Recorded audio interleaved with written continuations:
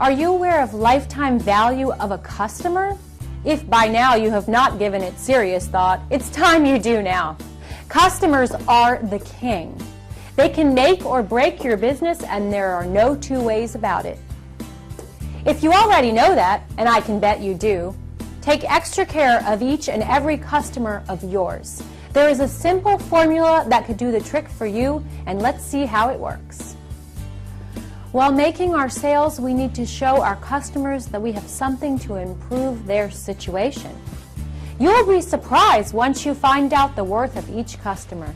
To find out the value of the customer, one needs to know two pieces of information.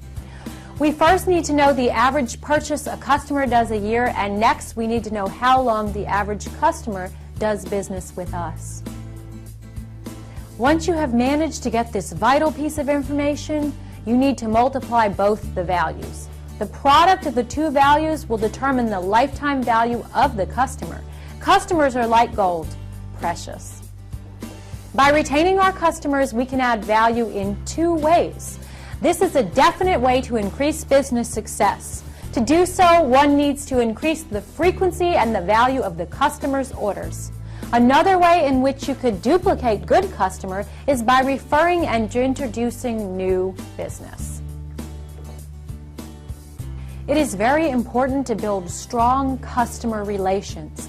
New business research shows it's much more difficult to keep an old customer than to find a new one. We don't want to lose our customers to poor salesmanship. The success of our business depends on how often we keep in touch with our customers. The main purpose of this course is to remind us of the importance of keeping in touch with our customers, and this would bring them back.